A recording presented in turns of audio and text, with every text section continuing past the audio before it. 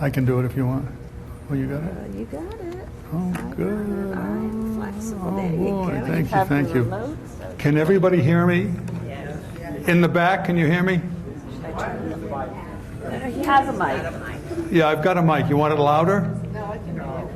Who wants it louder? Okay, we can make it a little louder. Okay, I did. I just I hear it starting to buzz a bit, so let me do it from here, actually. All right. I can talk loud, too. Okay, that's fine. Yeah, I can talk loud. Just ask my wife. Okay. Oh, a little too much. Hold on, I'm going to lower it here and raise it here. All right. Now try it. Oh, is that okay? Yeah, everybody's okay. Good. I don't even have to talk too loud. Okay. Thank you all for coming, and welcome back. I'm going to be talking about Newton, Einstein, and the moon, the discovery of gravity.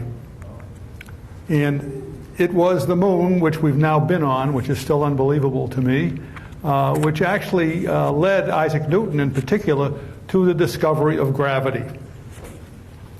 My grandson, when he was like 5 years old, asked me a simple question: why doesn't the moon fall from the sky?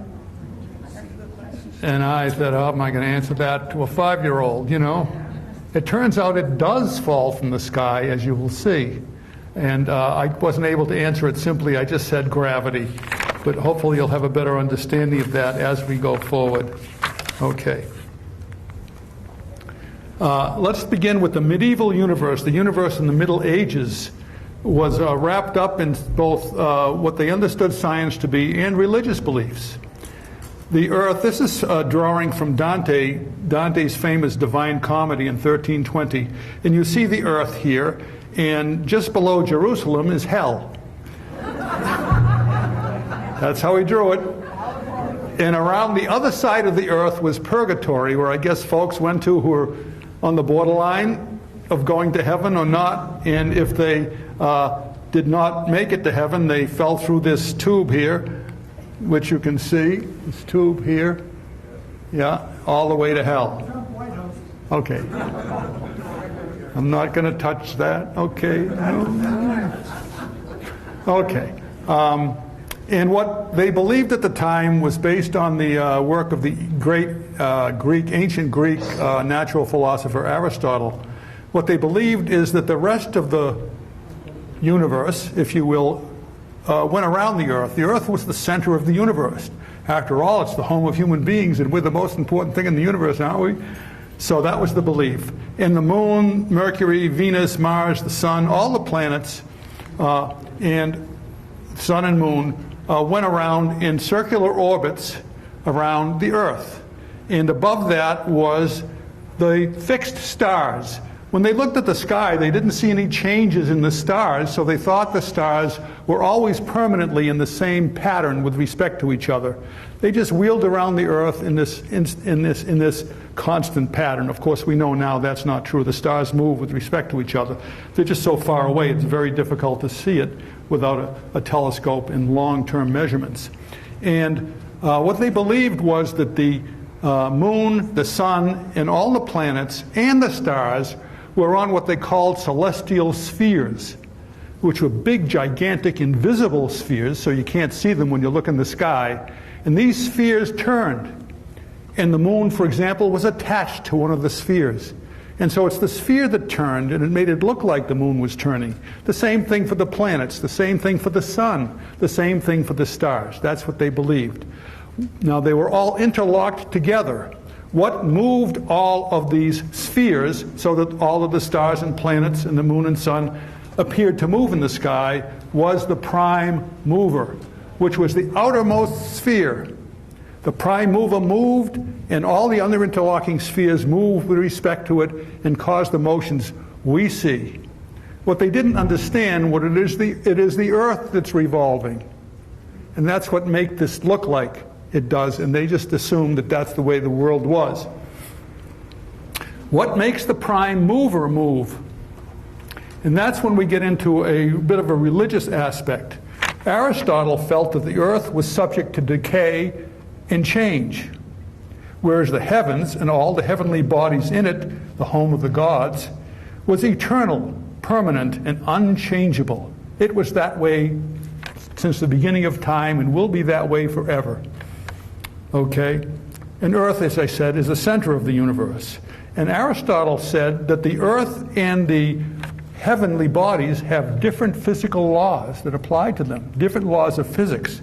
He said that the earth was made of earth, air, fire, and water. Those are the fundamental elements. And that the planets and the stars were made of ether, some mysterious element that doesn't exist on earth. And the church in the Middle Ages adopted Aristotle's philosophy and his science, as did almost all of Europe and almost all of the world. In fact, all of the Muslim countries did as well. And the church said that the earth is not just changeable and decayable, but it is sinful and impure because of the curse of Eve. Poor Eve got blamed for all of it, you know, with the story of the snake and the apple. And the heavens were pure and sin-free. So there was a religious aspect to this belief that went with the science.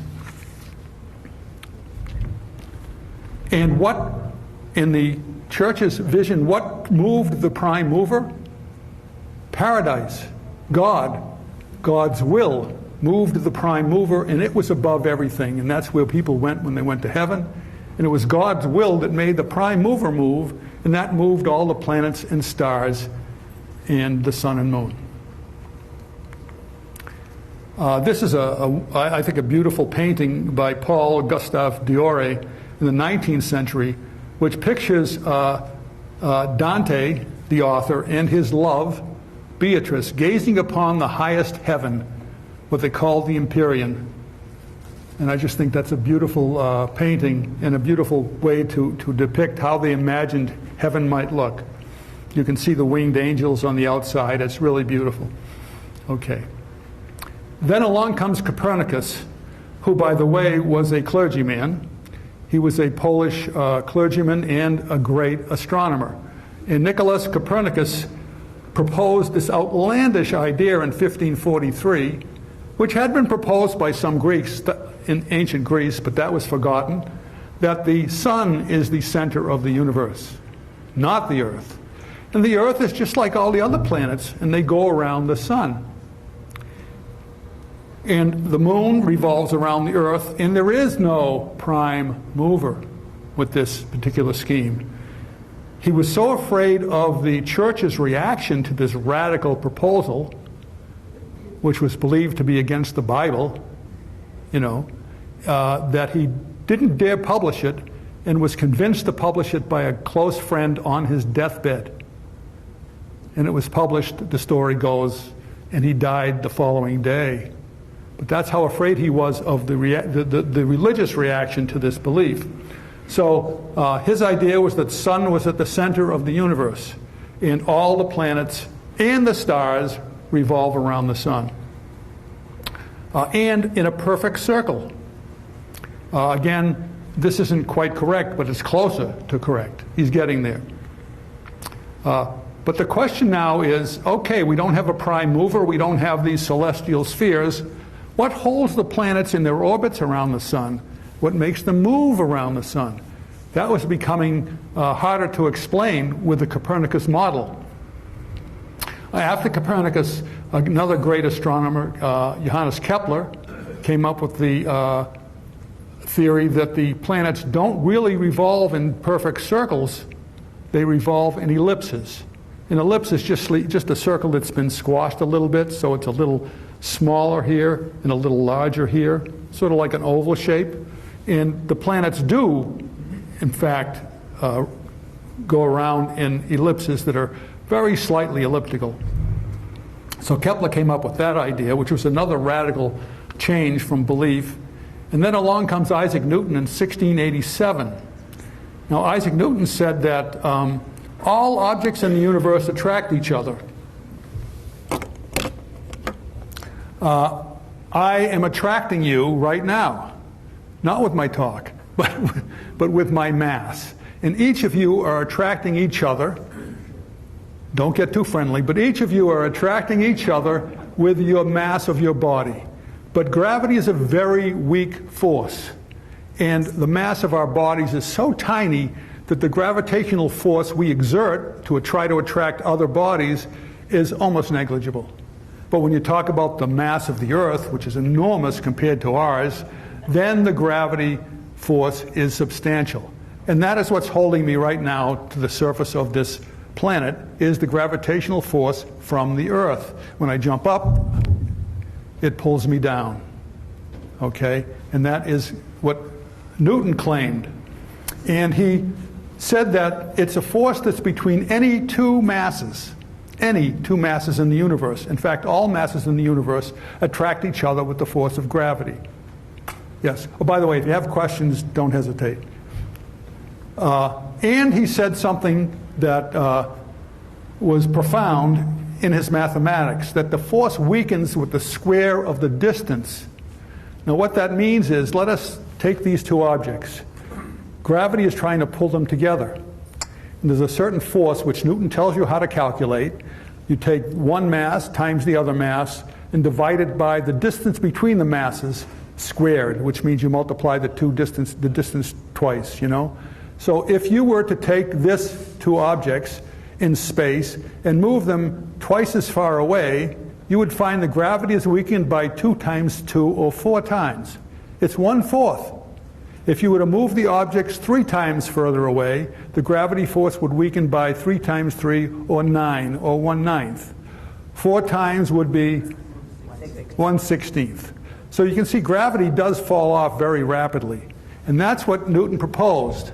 And the question that people asked was, how in heck did he come up with that?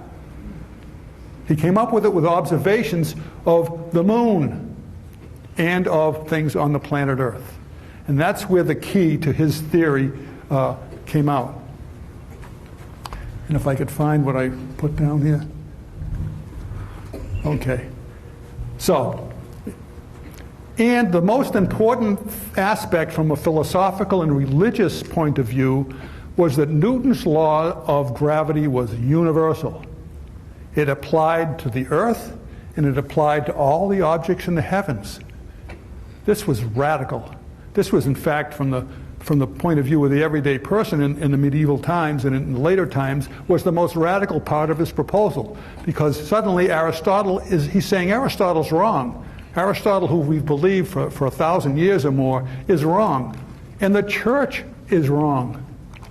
Even though Newton was a devoutly religious man, he's arguing against those beliefs, that there are not different physical laws for the earth and for the heavens. The physical laws that apply to the heavens apply to the earth and vice versa. And now we have all kinds of evidence for all kinds of other physical laws, and every physical law we have examined, whether it's electricity, magnetism, gravity, etc., etc., etc., appear to be exactly the same in how they work out in the heavens as they are on Earth. So we have verified Newton's idea. And I say that it was, in a sense, a way that liberated us from the curse of Eve. Because now the Earth is just as pure and just as good as the rest of the universe, because the laws that govern it are the same. Now we're going to tell you how Newton came up with that. This is a bit of a simplification, but it does give us a feel for how Newton came up with his law of gravity looking at the moon and the Earth. He imagined that there was a mountain on top of the Earth, in the North Pole, let's say, and the mountain was like 100 miles high. It's just imagining. This is all in his mind.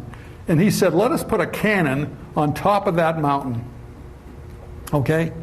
And what he said, let's take a cannonball, which I've drawn here oversized and in white so you can see it, and let's fire that cannon horizontally, like this. Okay? What will the cannonball do? Yeah, it'll fall to the earth. And here's my rather bad cartoon. It falls to the earth. Right. Now, Newton, who was very clever, of course, by the way, Newton is considered one of the 3 greatest mathematicians in history. He invented calculus on his own, for example, and he's considered the greatest physicist in history because of how far he took his theory. Excuse me.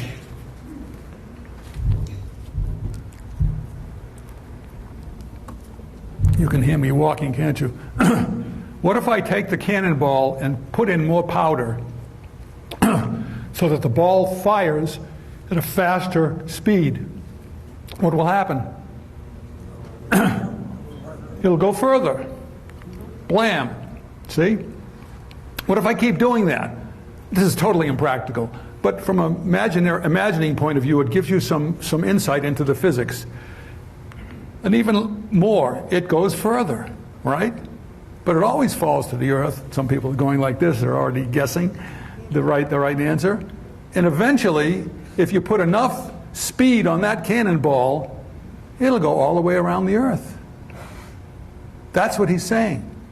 Okay, and he had a little drawing in his famous Principia, which is considered the greatest work of physics in history, that showed this. So what he's saying is, if I can get that cannonball to move horizontally at a fast enough speed, it'll orbit the Earth. And what he calculated, because he wasn't just about concepts, he was about the numbers. And this is one thing that is very true in physics. You have to have the calculations and the mathematics to impress the other scientists and come up with a valid theory. Say the cannonball has a horizontal speed of 8,000 meters per second, which is around 18,000 miles per hour. His calculations showed that it will go into orbit around the Earth. And guess what? Low Earth orbit satellites today have that speed. Okay? So he was prescient.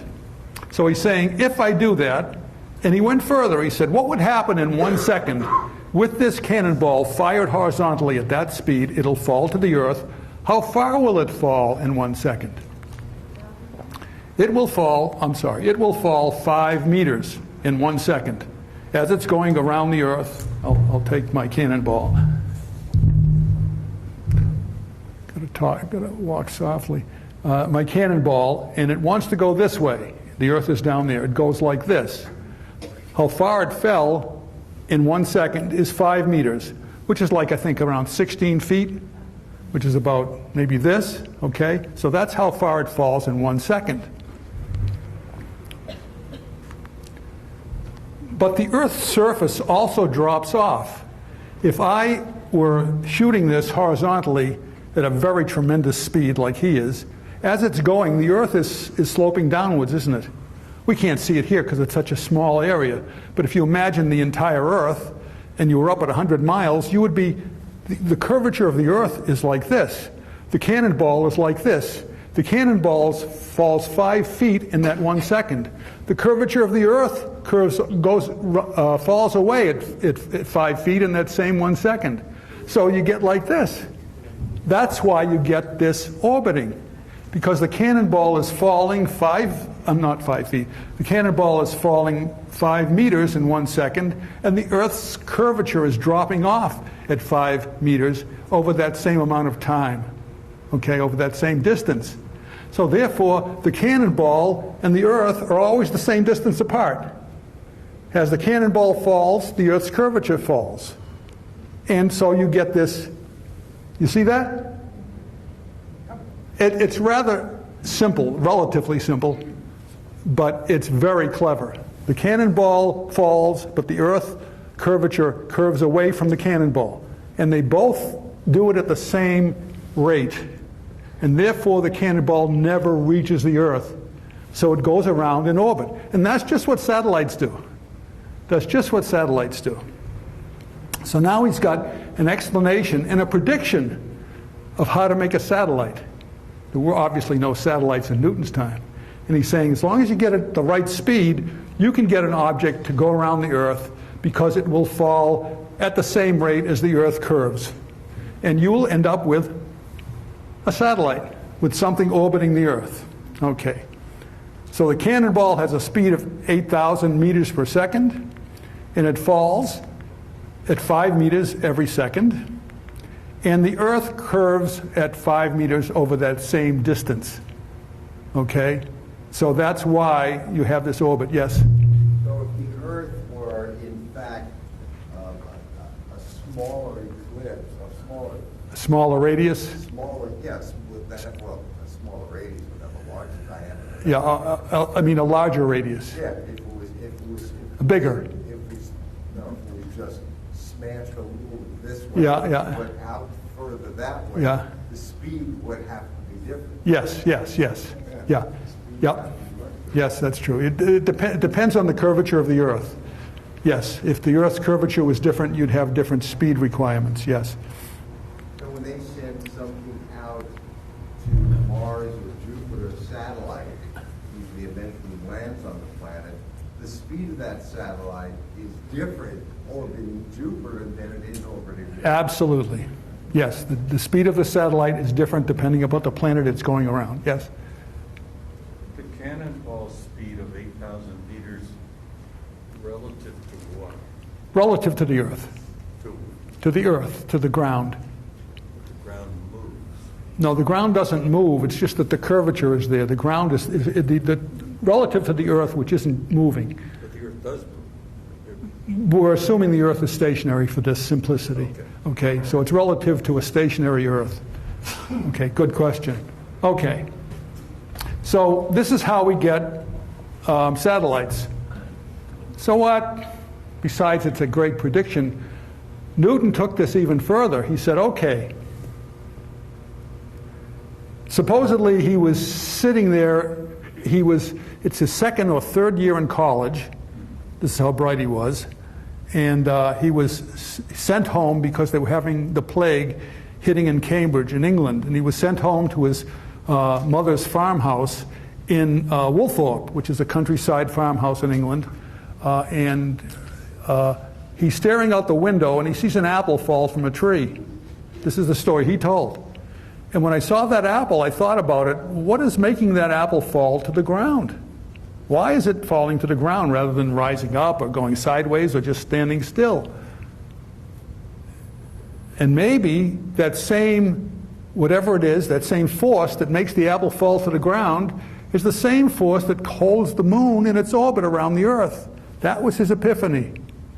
Now, can I show it? It took him like 25 years to show it. A lot of people think he just wrote it down that day. Nah, that's fable. It took him many years to develop it. He was off it, on it, off it, on it, until he developed his theory. But he did do that. And what he said was the cannonball will orbit the Earth. That was what he was showing. An Earth object, I can get it to orbit the Earth. And using the same principle, why can't I apply that principle to the moon, which orbits the Earth? Yes? If the cannonball is dropping 5 meters, subjected by virtue of gravity. Yeah. And why, within that cannonball, if it were a satellite or a spaceship, Yeah. why is there then perceived zero gravity in that capsule, since it's... At 100 miles up, the gravity is not zero. At 1,000 miles up, it's not zero. It just is so small as you go further and further away, it weakens the square of the distance, that it is almost effectively zero, okay?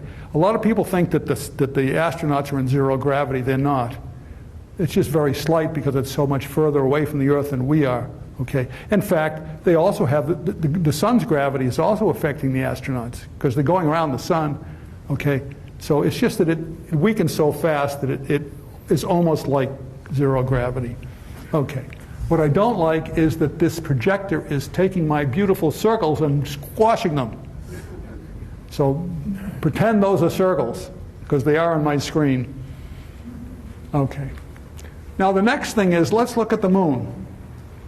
Okay? The moon orbits the Earth. Everybody knew that. Even the ancients knew that. Okay? And let's look at the moon. The moon, this is answering my grandson's question. Why doesn't the moon fall to the Earth? It does all the time. It's falling to the Earth right now.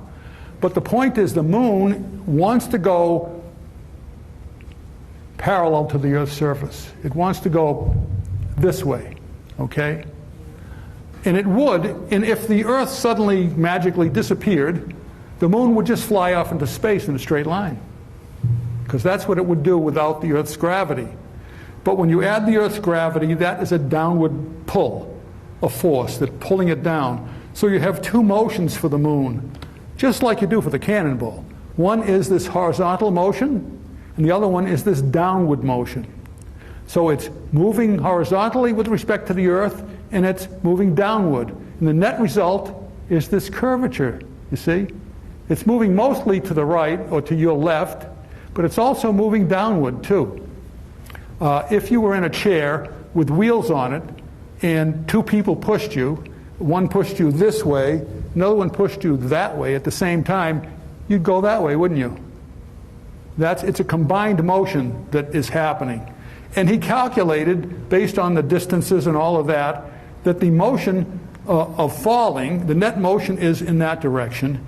And he calculated that, and by the way, this moon's orbit is a bit of a simplification. The moon's orbit is slightly elliptical, and the moon doesn't really go around the center of the Earth, because it has gravity too.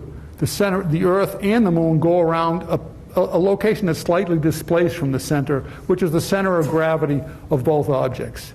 But this is just a simplified way to look at it. So he said, my calculations say that the moon actually drops in 1 second 1.37 millimeters, which is about 0.05 inches, towards the Earth every second. So the moon right now is falling towards the Earth, and a 0.05 inches is like, I don't know, that. It's a very tiny amount in 1 second. But that is happening right now. So he's saying, why should the cannonball's motion be any different than the moon's motion? If the cannonball's going around the Earth, like I showed you, then the moon further up is going around the Earth. The same laws of physics should apply to both. You see, that's where he got the idea from the moon. Okay? An amazing breakthrough. This is what scientists try to do. They try to simplify. I know a lot of you don't think science is simple, but it isn't. But they try to generalize and simplify different aspects of how the world behaves and put them into one little box. And this is what he's saying, is that the moon and the apple on the tree and the cannonball all obey the same law of physics, the law of gravity. And by the way, he came up with the word gravity, okay, from the Latin word gravitas, which means heavy. Okay. How much does gravity weaken with distance? That's the big question, okay? A couple of other scientists were trying to figure this out at the same time, and they all suspected this rule of the square of the distance, but they couldn't show it mathematically. And it took Newton's genius as a mathematician to show it. And they even had a bet who could do it first, and none of them could come up with it. And one of them, a fellow named Halley, who was an astronomer, you know Halley's Comet? He was one of the few friends of Isaac Newton, who was an honorary son of a gun, this Newton. And he finally went to Newton. He says, we can't figure it out. Can you figure it out? Is the force of gravity drop by the square of the distance? Newton said, yes. He said, how do you know? He said, well, I calculated it. You did? Newton was paranoid to show anybody what he did. He was so afraid of ridicule, so afraid that somebody would make fun of him. He was hypersensitive, that he developed all this great stuff. He developed calculus and didn't publish it till after somebody else, Leibniz in Germany, published it independently. Then he said, wait a second, I thought of it first, which he did. And now he had this inverse square law of gravity, but didn't tell anybody. And when Halley was floored, because they were going crazy trying to figure it out. He goes to Isaac Newton. He says, how do you know? He says, oh, I calculated it. And he said, can you please show us? The world needs to see this. So Newton says, I don't know where my papers are. I'll try to dig it out. And Newton went back to the drawing board, redid it supposedly because he couldn't find his papers. And once he got going, he couldn't stop. And that's what got him to develop his whole theory of gravity, okay, and finally publish. And he did that with a lot of things. He was a very strange character, which maybe goes with genius. I don't know. So he said, the drop in 1 second due to Earth's gravity. We said that the cannonball drops 5 meters, didn't we? in 1 second, which is 5,000 millimeters, or about 16 feet. We said the moon drops at 1.37 millimeters in that same 1 second, which is about 0.05 inches. Now let's take the ratio. And what we say, the moon falls 5,000 divided by 1.37, and I calculated that for you so you don't have to get out your calculators, 3600, 3,600 times slower than the cannonball. So the moon falls 3,600 times slower than the cannonball. Why?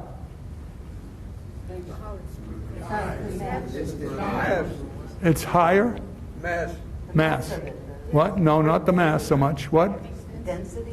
No. The distance. The distance. The distance. The moon is further away. What happens when you get further away from the Earth? The gravity gets weaker. The moon is so much further away, the gravity is much weaker at the moon, the Earth's gravity, than it is for the cannonball that's very close to the Earth. The further away you go, the less the gravity. Okay? So that's why the moon actually falls much slower than the cannonball. The cannonball falls this much in a second. The moon falls this much in a second because it's so much further away from the Earth. Okay. Then he says, well, let's say how much further away? Let's take some numbers. He says the cannonball is 6,500 whatever kilometers, about 4,000 miles away above the Earth. The moon above the center of the Earth. Oh, I should say this. What he did, again, this is something that physicists try to do all the time. Nature is very complicated and very difficult to get its secrets. You know, it doesn't say, oh, here's how I work. So they try to come up with simplifications, which are basically approximations. They say, oh, this is very close to how it works. Not exact, but it gives me a feel. And he said, let me take all of the mass of the entire planet and put it at the center. So I'll just think of the center of the Earth as having all the mass of the Earth, and I'll do my calculations from there. Brilliant idea. And when he did that, he said to go from the from the cannonball to the center of the Earth is about 4,000 miles. From the moon, it's about 240,000 miles. Take the ratio. Again, we're doing it in kilometers. And the ratio is 60. So basically, the moon is 60 times further away than the cannonball from the center of the Earth. So we have two facts. One, the moon falls 3,600 times slower than the cannonball because it's further away. And the moon is 60 times further away from the cannonball. 60 and 3,600, how are they related? Square. What is the square? What is 60 times 60? 3,600, 3,600. Voila! He just demonstrated that gravity falls off with the square of the distance. Now he's got his formula. Now he's got his breakthrough. Gravity weakens with the square of the distance. And he all did this by looking at how the moon falls with respect to how the cannonball near the Earth falls, using the same laws of physics. Yes? Doesn't the mass of the second object come into play? Yes. The formula says the mass of the first object times the mass of the second object gives you the force. But the Earth is so massive, so much more massive than the moon, that the effect is small. So we can kind of look that aside at this time. But it does have an effect. Yes? The mass of the Earth is not at the center. It's equally distributed through... That's true. Okay, so the side closest to the moon is 8,000 miles closer than Yes. the other side. Yeah. But we're talking at 200. What he's saying is that taking the center of the Earth is an approximation. You're right, because the side closest to the moon is much closer than the side away from the moon. But it's enough to give you a generalization of what's going on. This is not exact. These are not exact numbers. Okay, and to do it more precisely, you have to take all of that into account. A much more complicated calculation. But it is a way to give you the general feel for what's going on. Okay, but that's a good point. Yes? Isn't there also the idea that the sun also has mass and draws it closer? Oh yeah. The sun also affects all of this too. Yeah. The way the Earth, the moon goes around the Earth, and they go around the sun. And to do it accurately, you have to consider the sun. In fact, to do it to really precise numbers, you have to consider the gravity of all of the planets, because every planet is affecting every other one. The sun's the biggest effect because it's the biggest. But Jupiter has a big effect too, okay? That is an enormously difficult problem which Newton could not solve. A three-body problem with the sun, earth, and the moon was extremely difficult. When you start getting the other planets, it's just such a difficult technical mathematical problem.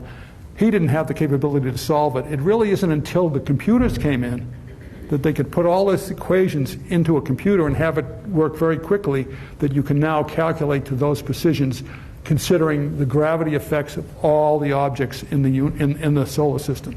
A very tough problem. Okay. So this is how, put simply, Newton came up with, looking at the moon and looking at the Earth, that gravity is a universal law that applies to the whole universe. And then he said, well, if it works for the moon, it works for the sun, it works for the planets, it works for the stars. He made this gross generalization based on his gut feel, it turned out to be right, that this is a universal law, this law of gravity. It applies everywhere in the universe, and as far as we know, it does. And that was the big revolution.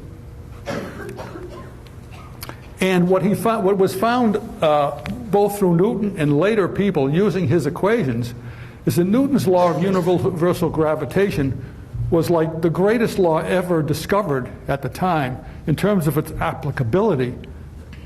It explained the movements of all the planets around the sun, the motion of the moons of Earth, Jupiter, and Saturn around their planets, the eccentric orbits of comets. Nobody could understand why the comets did what they did. Newton showed the inverse square law tells you how comets move. Equatorial bulge of the Earth is fatter in its center, like many of us, and the tides of the Earth. Nobody understood what the tides did or what caused the tides. And he said, well, it's the gravity pull of the moon and the gravitational pull of the sun, mostly the moon, but also the sun, that causes the tides, using the inverse square law. The precession of the axis of rotation of the Earth wobbles. The Earth spins around an axis that's tilted, and that tilt very slowly over, I think, 23,000 years, goes like this. Okay, we're pointing at the North Star now. We didn't always point at the North Star. Okay, and he showed that that's the same. And then, after Newton died,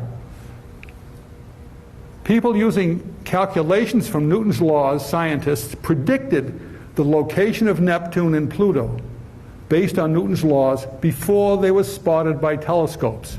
They said, if you look right over there at a certain time of day, exactly there at night in your telescope, you'll find another planet called Neptune. They didn't call it at the time. And they looked, and sure enough, they discovered it. That was such a verification of Newton's laws, and the same thing happened with Pluto, because Neptune was disturbing the orbit of Uranus, the nearest planet. And by seeing how that Uranus wasn't behaving quite right compared to Newton's laws, they said, maybe there's another planet out there that's perturbing it. And they calculated it and said, if you look at 5 o'clock, let's say at midnight on Tuesday, December 31st, in the sky at this point, you'll see it. And they did. In fact, they had seen Neptune before, but they didn't know what it was.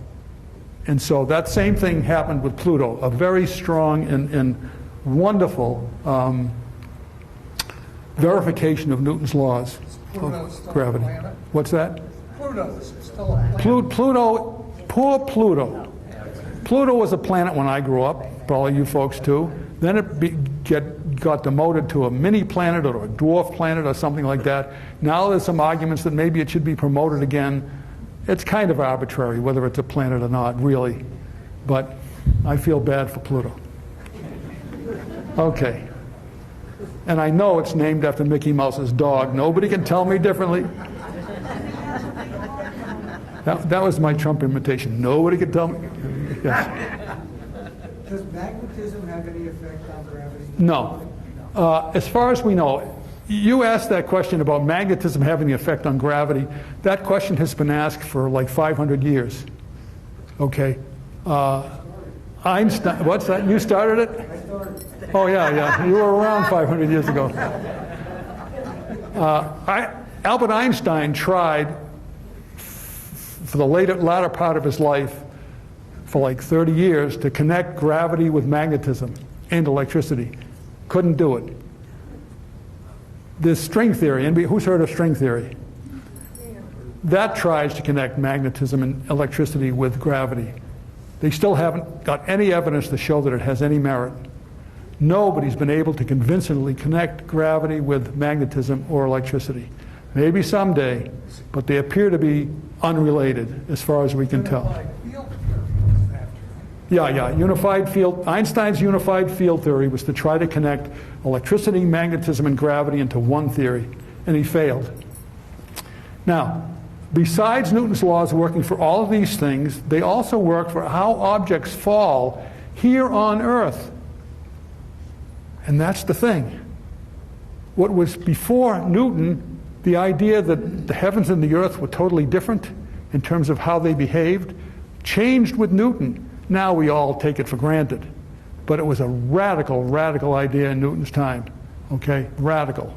And that is really, perhaps from a philosophy and religion and cultural point of view, the most important aspect of Newton's discovery, that we are part of the rest of the heavens. We are part of the heavens, folks. Okay.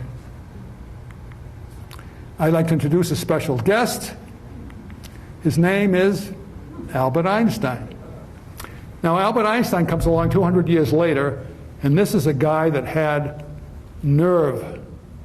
My family calls it chutzpah. Maybe you've heard that word. He had it in spades. He was this virtually unheard of patent clerk when he came up with relativity. And it took him 10 years to do it. Starting from the age of 16. Wasn't easy. Took him another 10 years to come up with his theory of gravity. And his theory of gravity said, you know, Isaac Newton, you're wrong. That took tremendous gall. Because Newton was considered the greatest scientist, still is, in the universe. And it was the be-all and end-all of all physics. How can this upstart say that Newton is wrong? That's crazy. And even his very famous physicist named Max Planck said, nobody will believe you even if you get it out there, because Newton has got such respect. Albert Einstein just kept working on it. And what he said is, in 1915, that, and I like this picture of Einstein. I like this picture of Einstein because it shows how good-looking he was as a young man. We see pictures of him with the white hair and all of that stuff. We think that's the Einstein. This is the Einstein that did the work. This young man, he was probably in his 20s at this point. He said, gravity is not a force per se between every two objects like Newton says. It's the warping of space and time. By matter and energy. So basically the matter or mass of the Earth warps space and warps time. Now I'll give you an example. This pen. Let's say we have extraordinary precise measurement devices to measure the length of this pen. We all get the same number pretty much because we're all using the same measurements and they're all excellent. And if we measure it from far away, as the pen approaches the Earth, it gets longer. It really does. Because space itself stretches with gravity. Space itself stretches with gravity. Now, the Earth is relatively small in mass, and so the stretching of space with gravity is so small, it's very difficult to measure, and we can't see it, but it's real. And it has been verified by scientists with actual measurements. Okay? So think of that as one thing. Space is warped or stretched, or the mathematical term is curved, with gravity. The closer you get to a gravitational source like the Earth, the more the stretching. Now let's talk about time. Let's imagine this watch is a super accurate atomic clock watch. Wouldn't it be nice if they had them at this small? This is running at a certain rate, As I lower it towards the surface of the Earth, it's running slower as compared to clocks that are far out in space. The slowing of time due to gravity, the stretching of space and slowing of time due to gravity has been measured in a number now of different, when he first proposed it, people thought he was nuts. But it has been verified now in a number of extraordinary experiments, and we'll talk about them. So I want you to picture in your mind, and when you first hear this, your brain is going, no, no, no, it can't be, this is crazy. Every scientist who first hears this has the same reaction. It's human nature. When you hear something new that you're not used to, that hasn't been in your life, you have that human reaction saying, no, no, no, that's crazy. It's true. Nature doesn't care whether you believe her or not. That's how she works. Okay? So the stretching of space and the slowing of time by gravity, by, I should say, a mass like the Earth, is what causes gravity. That's what Einstein argued. And again, nobody accepted it at the time. What he said was that, and I like this analogy with golf, which I'm terrible at, by the way. You see the golfers, they bend down on the golf course. Why do they do that? They're looking at the curvature of the green, right?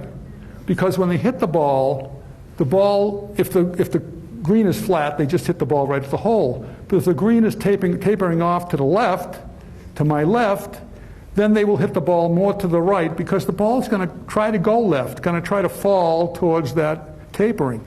So the curvature of the green, the warping of the green, affects the path of the ball, right? Okay? Einstein's saying is the warping of space and the warping of time affects the motion of planets in the same way. That's why a planet orbits the sun. Not because of some force that Newton picked out, but because the sun is changing time. It's slowing time near it, and the further away, the less time slows. It's stretching space near it, and the further away you get from the sun, the less the space is stretched. And those particular phenomena, which they call space-time curvature, is what makes the planets go around the sun in the speeds they do and in the relationships they do. This is what Einstein said. Very hard concept, much harder to get in our heads than Newton's. It's just a force. So I sympathize if you're going, what's this guy talking about? It's very hard for everybody at first, yes? I think I can understand the pen physically getting longer. Yeah, good for you. But this time, there's nothing to get longer. Slower. Slower.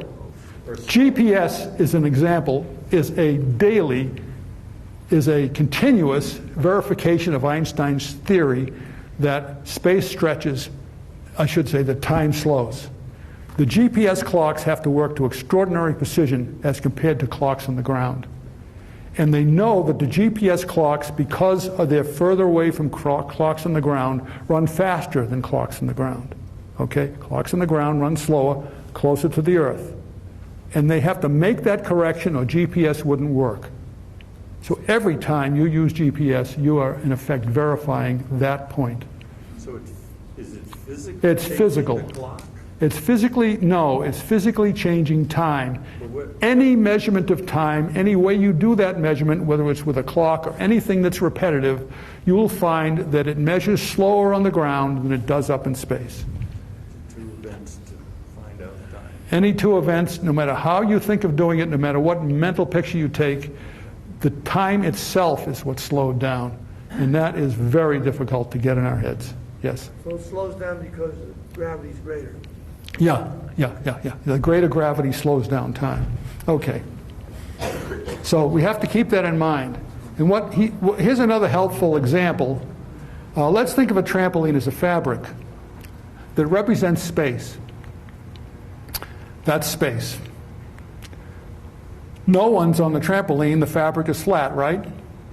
So space is flat with no mass present, so there's no gravity. Now we add a jumper who represents, let's say, the sun. You see how the jumper indents the trampoline fabric? Okay? You see that? That's because the sun warps space around it, stretches it. You see how the fabric is stretched near him? The same thing the sun does with space. Okay? If we were to put, and time, by the way, are rigid, not rigid, but flexible. If we were to take the sun and stretch, it stretches a curved space in its vicinity. Let's give an example. Let's take a ball and have it represent Earth. What if I push that ball in one direction? Will it go straight? With the trampoline indented, will the ball go straight? It's going to fall towards the hole. And it'll do this. The ball will actually orbit, just like a planet. If it's done in the right direction with the right speed, it'll actually orbit around the hole. And that's how a planet orbits the sun. The same principle applies. There's a warping of the space due to, according to Einstein's theory, and that warping of space is equivalent to the warping of the fabric. Okay, so it gives you at least a little bit of a better mental picture, I think, of what's going on. Yes? Doesn't that imply that space is something? Yes, it applies that space is something. What is space? What is time? Those things have driven philosophers and scientists crazy for years. We still don't know exactly. But Einstein is saying space is more than just this empty nothing. And you'll see something about that later, too. Yes? This may be a leap, but couldn't it be said that Einstein incorporates gravity into his theory, and without Newton there may not have been Einstein? Without Newton, there may not have been an Einstein, probably. Yeah, Galileo was before Newton, and he first came up with some of the laws of gravity, by the way, the falling objects. And Newton built on his work, and Einstein certainly built on Newton's work. Yeah, as Newton said, if I've seen further, it's because I've stood on the shoulders of giants. That's a famous quote. I think it was Newton's, although we're not sure. And that's true for all of science. Science is a work in progress. It doesn't even mean that Einstein's theory is the last say on what gravity is. There may be another theory going forward. Okay, all of science works that way. So yes, I think that's a good point. Yes, sir? I'm not sure if this theory of Einstein's created his saying that nothing can travel faster than the speed of light. Right.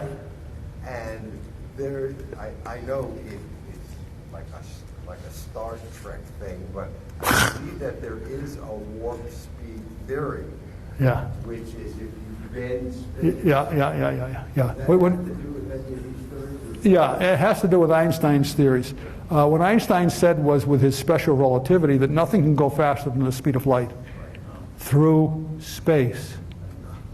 But the catch, and everybody's tried to catch Einstein in a logical violation and hasn't yet, he gets out of them all. The catch is that space itself can bend and warp and stretch and squeeze at any speed. There's no limit to how fast space can stretch. And we'll talk about that with the expansion of space in my last slide.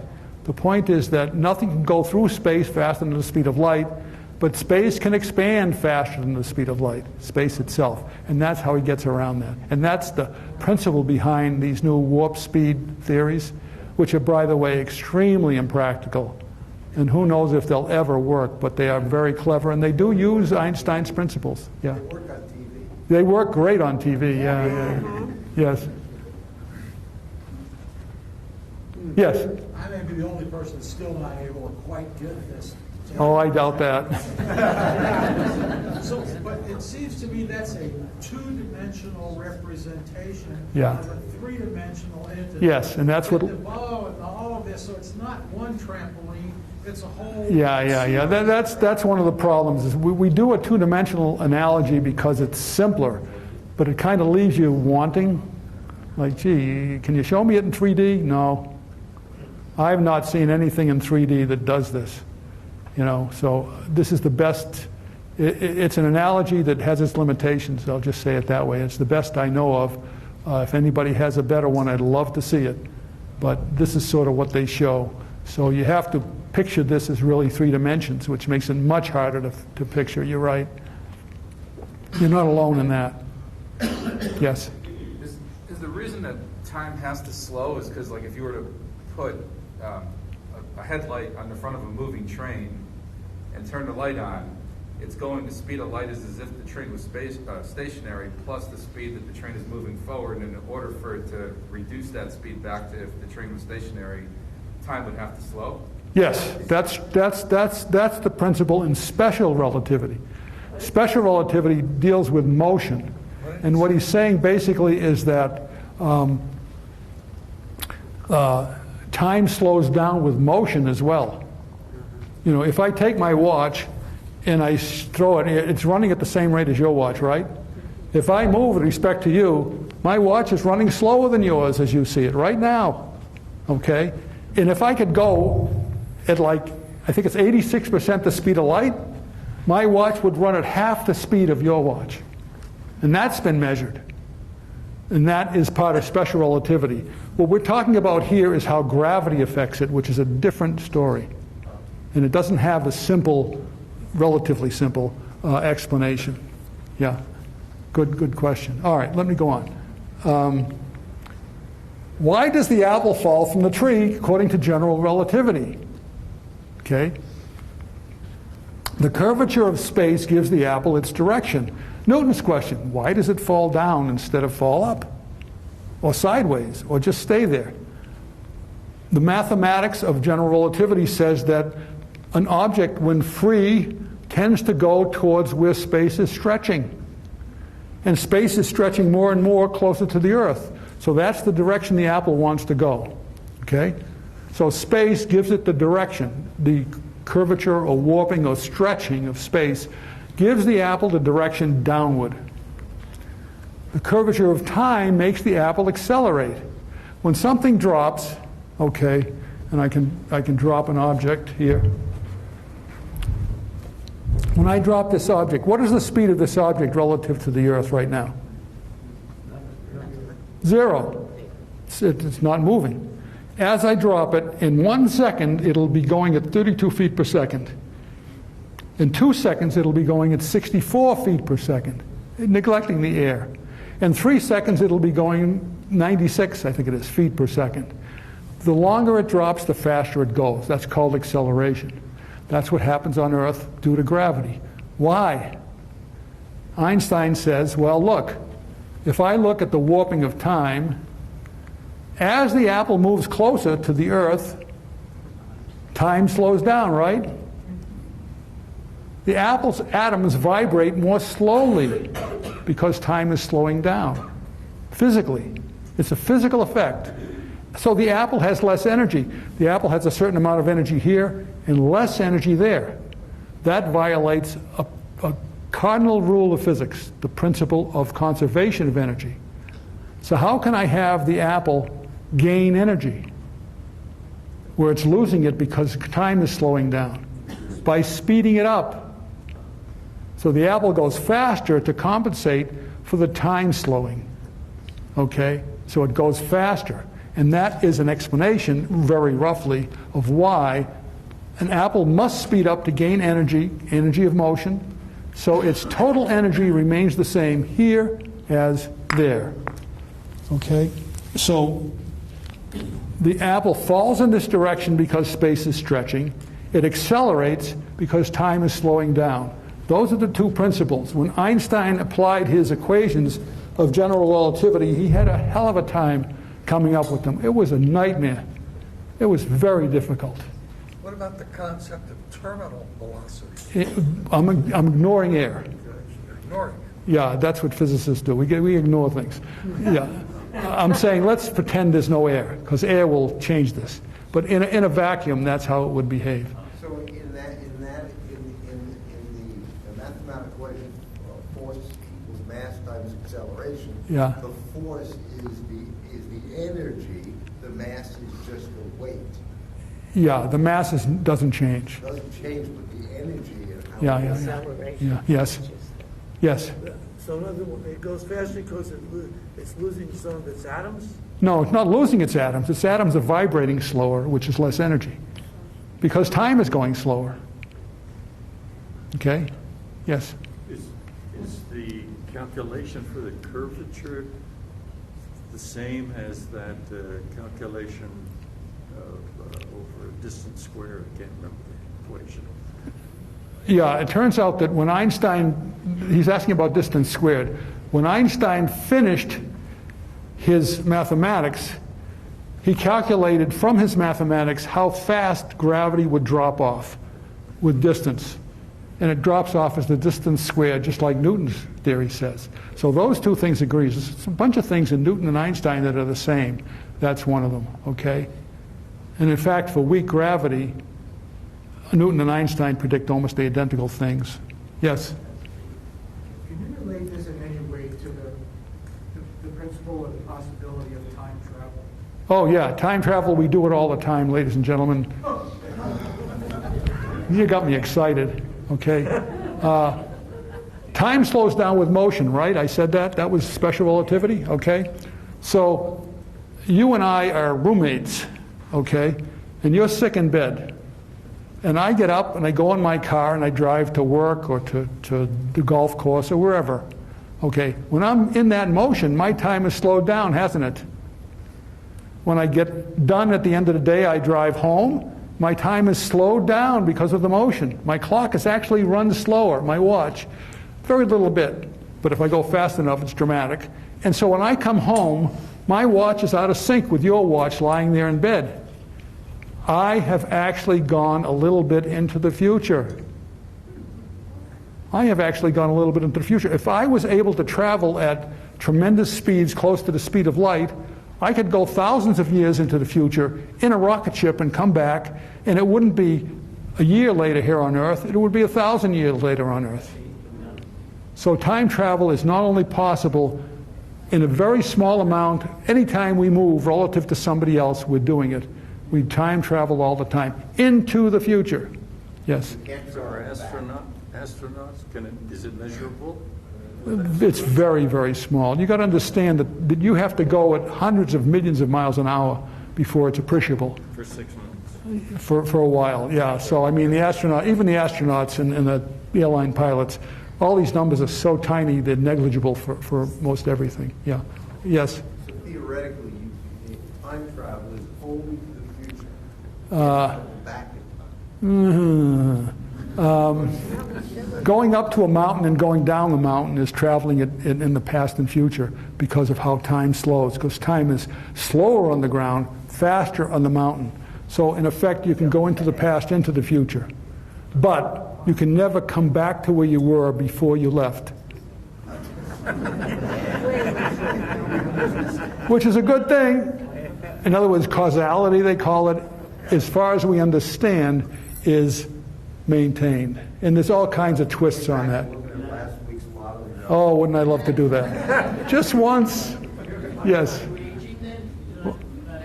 What? You age in space when you're traveling? Yeah, in other words, if I go, there's two effects. When I go into space, the motion effect, because I'm moving faster than you, my time is going slower, and I'm aging slower. You know the twins thing, the two twins, one goes out to space and comes back and is younger than the twin that stayed on Earth. That's the motion effect. There's also a gravity effect, which is that when I get away from the Earth, my time runs faster because the Earth slows down time. So both effects have to be calculated, and in some cases one dominates over the other. And GPS takes into account both of them, by the way. One there and then you.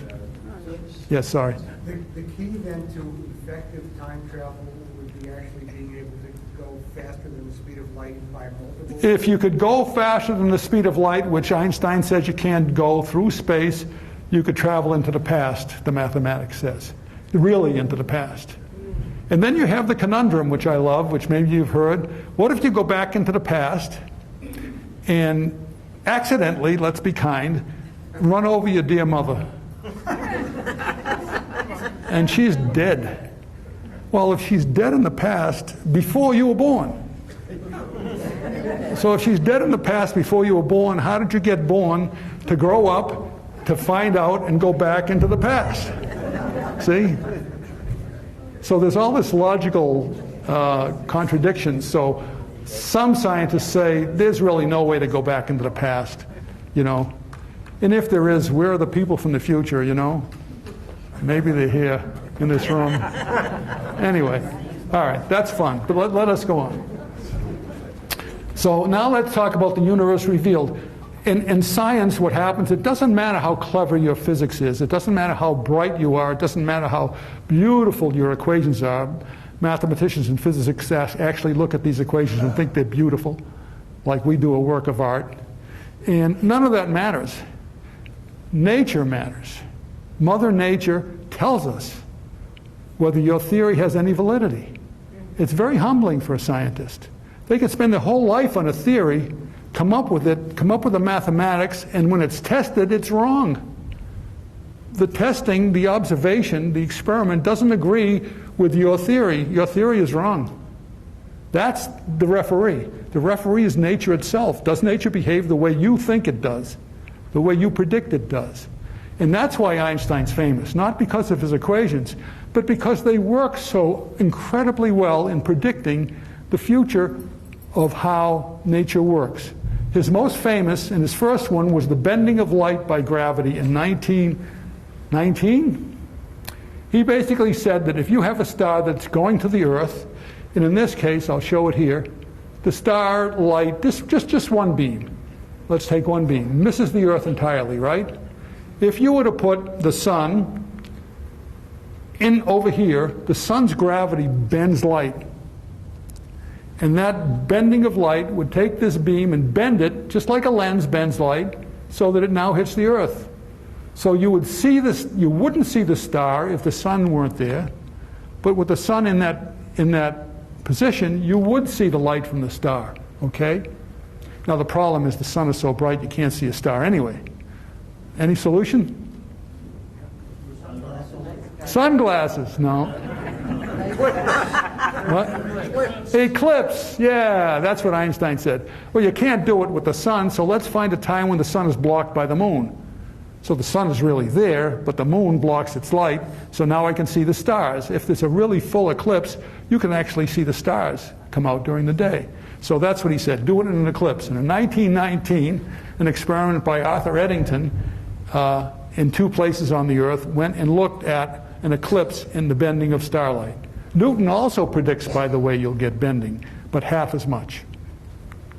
Einstein says you get 1.75 arc seconds of bending, which is tiny. An arc second is a 60th of an arc minute, which is a 60th of a degree. And there's 360 degrees in a circle, so you take 1/360th and multiply it by 3,600, or divide it by 3,600. That's an arc second, and he's talking it's a little over 1 arc, almost 2 arc seconds, a tiny, tiny, tiny amount, very difficult measurement.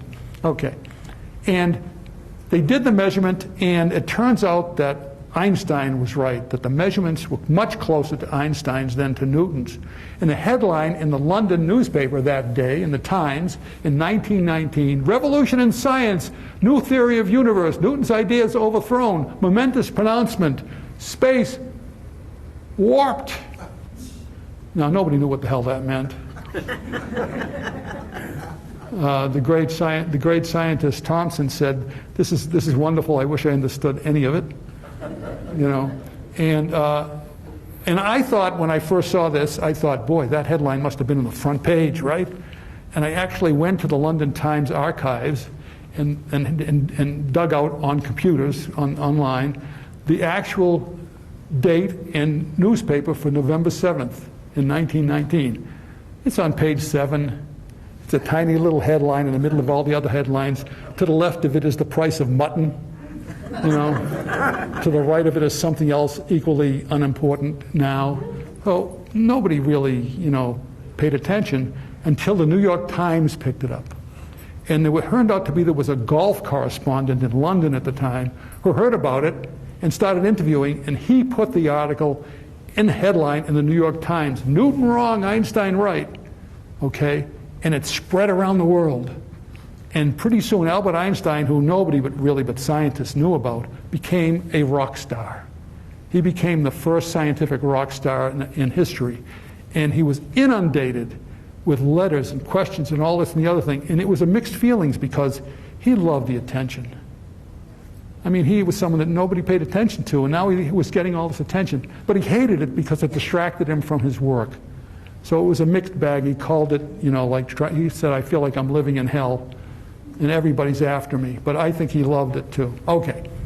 The first thing Einstein did when he found out in 1919 that his theory had been verified, this is the first prediction of Einstein's that was verified, is he telegraphed his mother. He's depicted in a lot of things as cold-hearted. Well, he loved his mother, because that's the first thing he did was tell his mother that this experiment had verified his theory. Yes? If the light of the sun blocked the visibility of the star, how were they able to establish the baseline position of the star? They looked at the star at night against other stars 6 months earlier. Okay? So they said, here's the star, here are these other stars at night, and now I have a new picture during the day over here, and the star, compared to where they are located with the other star, has moved a little bit. So it was really with a relationship not to the sun, but to the other stars that were further away that weren't affected. So the stars that are visible during the day or the stars during an eclipse are the same stars visible at night? Yeah. Oh, yeah. Yeah, you had to wait. In other words, during the day was January, let's say, and at night was June. So you're looking at the same stars, but it's at night now instead of during the day. You see that? Yeah, that was the trick. Good question. Okay. I love the questions. Hope you love the answers. Okay. In 2005, an update was made to this, which agreed to 0.003 of 1%.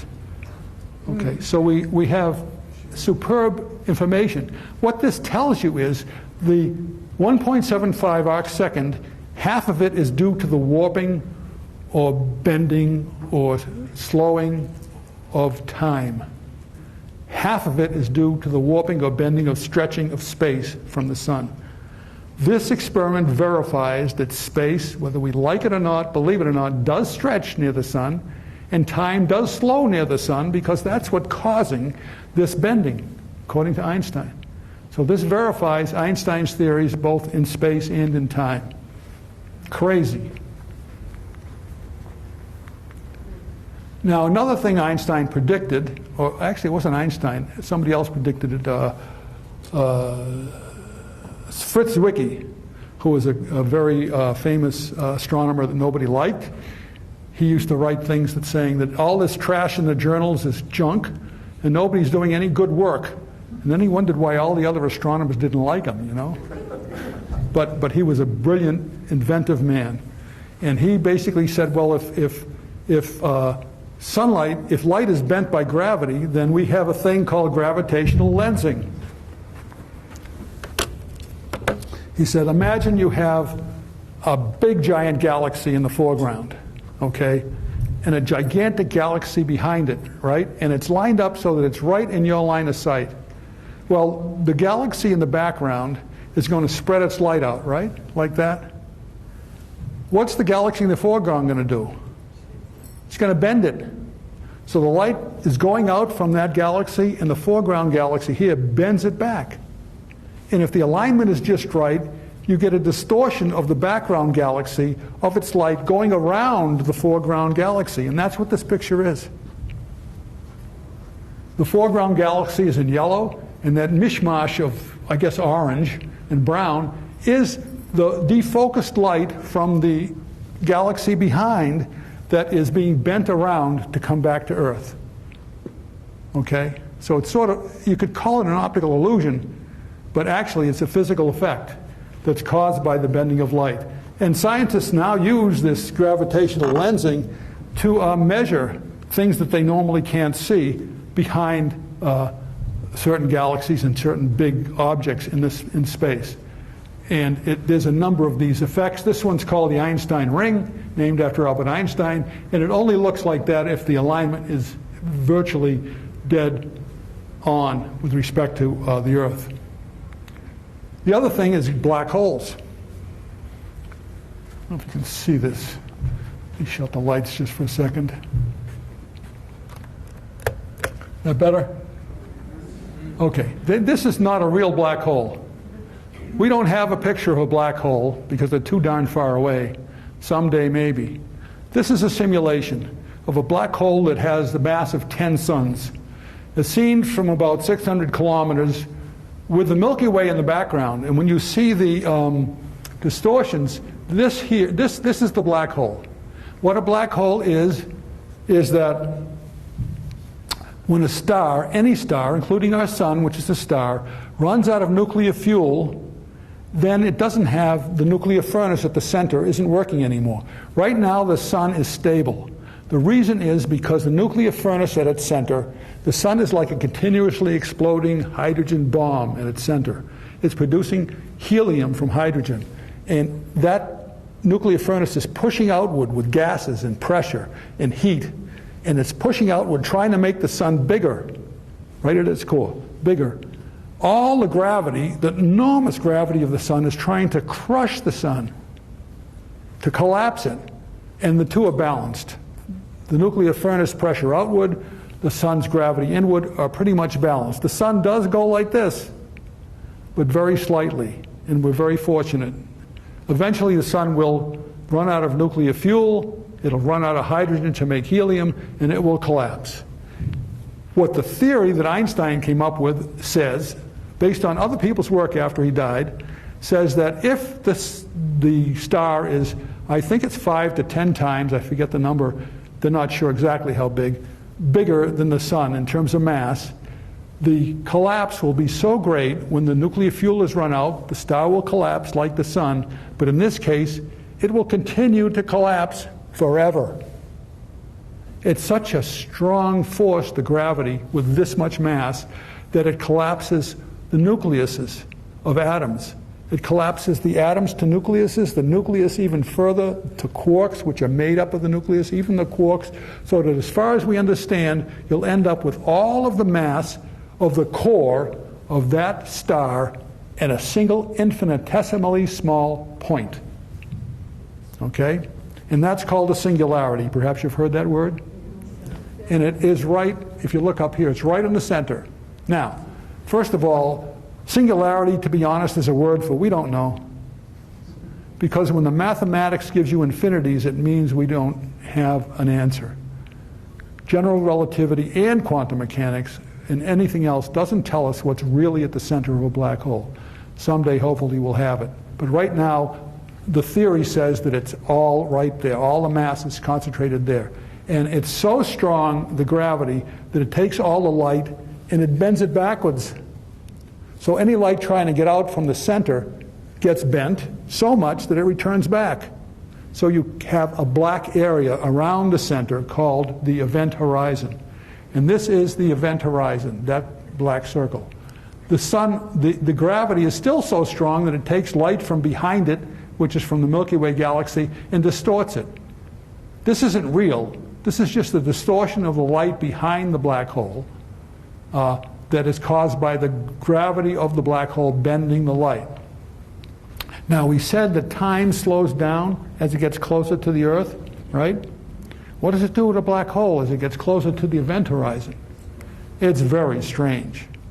Okay, this has got to be one of the strangest things ever. If you were an astronaut and you were falling into a black hole, see you later. There's a point of no return, which is the event horizon. Once you cross the event horizon, nothing, no force on Earth, no force in the universe can get you back out the event horizon. You'd have to go faster than the speed of light, which is impossible. Okay? So you will be crushed and become part of that black hole's center, black hole singularity. It will eat you, in effect, destroy all of your molecules, and you're gone. And even while you're falling and the black hole is above you and you're still falling to the center, there's no way you can communicate with the outside world to tell them what the heck the black hole looks like inside. So there's no way to know what's inside a black hole observationally because there's no way to get information back out. Even light isn't going fast enough to get out. So that's the problem. So what happens to time is when you take a watch and you get it closer to the black hole, it slows down. At the event horizon, that black circle, that clock stops. as seen from far away, the astronaut is frozen. So what the astronaut looks like from far away is this. Frozen at the event horizon forever. The astronaut doesn't see this. Locally, from the astronaut's perspective, he or she is swallowed into that black hole. But from far away, we see it as the astronaut being frozen at the event horizon forever. That's what Einstein's theory predicts. Yes? So the relevance of the black hole is what? I mean, I understand the concept, but what is the value of it as far as we're concerned? Value of the black hole? Well, a couple of things. First of all, the black hole, we think, is key to the formation of galaxies. There's a black hole, we think, in almost every major galaxy in the universe now. They're discovering them more and more every day. Supermassive black holes. There's one in the center of our Milky Way. And we think that black holes, reasons we're not totally understanding, are instrumental in the collection of stars to form galaxies. So you could say without black holes we wouldn't exist. How does it get out if it sucks it in? If you're far enough from a black hole, you won't get sucked in. If the sun were a black hole, we wouldn't get sucked in. We're far enough away. It'd be dark, but we would still rotate around it. Okay, it's only when you get close enough that you get sucked in. It's not like it sucks in everything for infinity, because gravity weakens as the square of the distance. So even the black hole's great gravity weakens rather rapidly. Okay. Now, one other thing that's going to blow your mind, and this is recent, this is 2011 that they did this. There's a satellite that I think is still orbiting around the Earth, and what Einstein said in his theory, actually was discovered by several other theorists after Einstein, a thing called frame dragging, and this is really wild. This is the Earth. I'm the Earth, okay? Around me is empty space, right? I'm outer space, empty space. As I rotate, and I'm the Earth, my rotation affects that empty space and makes it rotate very slightly. It's like a spoon in molasses, you know? When you stir the molasses, the spoon is rotating fast, but the molasses is kind of going slow. That's what Einstein predicted. He's predicting that empty space is affected by the spin of the Earth, or the spin of anything, okay? So these crazy scientists decided, because it's such a small effect, to try to test it. And they put up a satellite right here, which has gyroscopes on it. Gyroscopes are spinning tops, if you will, that stabilize your pointing. And they pointed this instrument right at a distant star, which is much further away than it's shown here. So this is always pointing at this star, the instrument, okay? And Einstein's theory predicts that the gyroscopes will drift, that the whole satellite will drift because space is actually spinning, because of the Earth spinning. Empty space is spinning. And general relativity predicts 0.0392 arc seconds per year. And when they did the measurements, it took them like 4 years or 5 years to get calculations. NASA was so sick of them, they dropped the funding. I think it was some Saudi prince that gave them more money because they said, you'll never get there. They finally were able to do the analysis, which was terribly difficult. And they came up with a number of 0.0372 arc seconds per year, which is close enough for the first time this has ever been done. What it verifies is that when the Earth spins or any object spins, the space around it, the empty space with nothing in it, spins in sympathy with that rotation. Space is something. Is that gravity related? It's not gravity waves. It's called frame dragging. It has to do with the momentum of the Earth's spin. And momentum is a source of gravity in Einstein's theory, and that affects space itself. Now, you say, how can space do that? Well, here's another one. So space is flexible. Here's another one, which I'm going to end with this. Mercifully, I'm ending with this. The Big Bang, which is, they think now 13.8 billion years ago. I think of the Big Bang theory as the greatest intellectual accomplishment of the human race, because it's the first and only theory of science on the creation and evolution of the universe that has empirical evidence to support it. It's just incredible to think about it, that we, these human beings on this really minor planet in this minor star system in an average galaxy, have come up with a theory that explains it all, how it happened. And it says the universe started out with something we don't understand. Some people think a quantum fluctuation, we don't know. Grew with inflation to a tremendous size, and then continued to expand, and that expansion started to accelerate later in our history, and the whole universe is expanding. This is space that's expanding. Now people say, well, what do you mean? What's it expanding into? It isn't. There's no into. It's the whole universe. Galaxy clusters are here. Those are groups of galaxies. There's no expansion within the clusters because gravity overcomes the expansion of space. But between the clusters, space is almost virtually empty. And space has a natural tendency to expand. It's in Einstein's equations. Okay? And so the distance between galaxy clusters grows with time, and is still growing right now. So the expansion of space is going on as we speak right now, and that's another example of saying that space is empty. Space is something.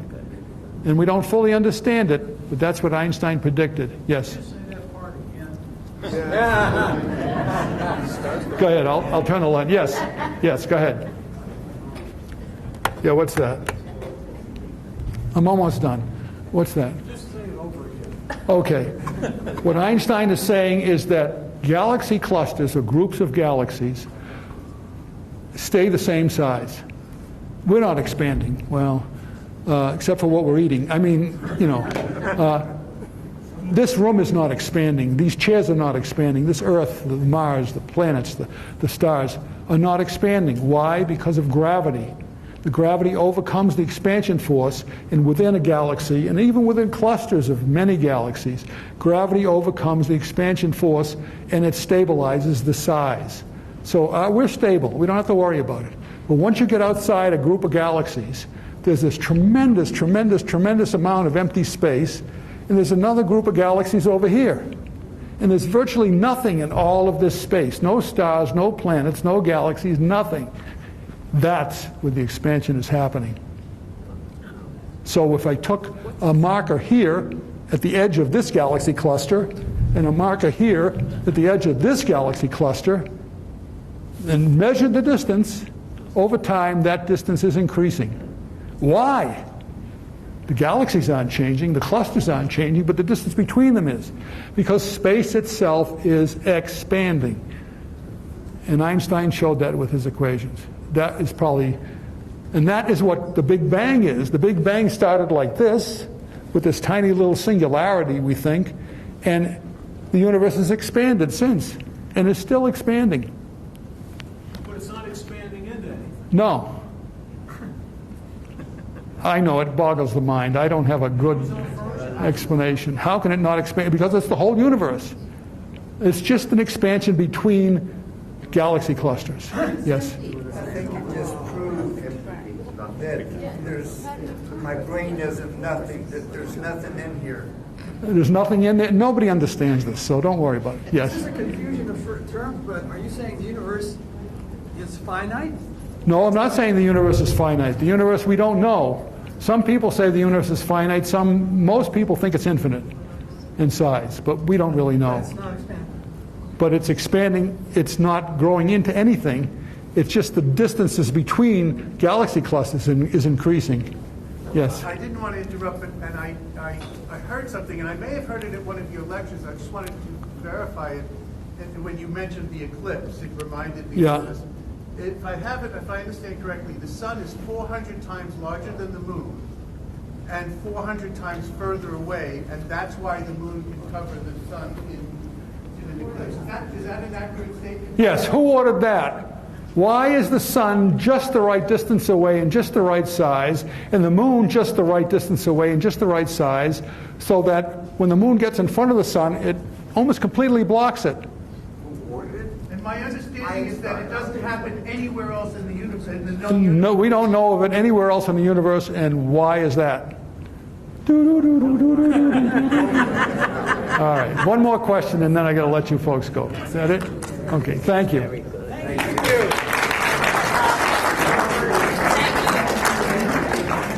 Thank you again, everyone, for coming to welcome week. I will tell you, I wouldn't rush out if I were you. We were under a big red cell. I just checked the radar on my phone. As the ball It's probably gonna falls. pass in about 10, As the 15 ball minutes, falls. so I would hang out. And time slows down, so conservation of energy says how if the molecules are moving slower, it's losing energy. That's compensated for by the Acceleration. same thing. So the total amount. Our exercise class is like, it'll be starting in a few minutes. If so you it can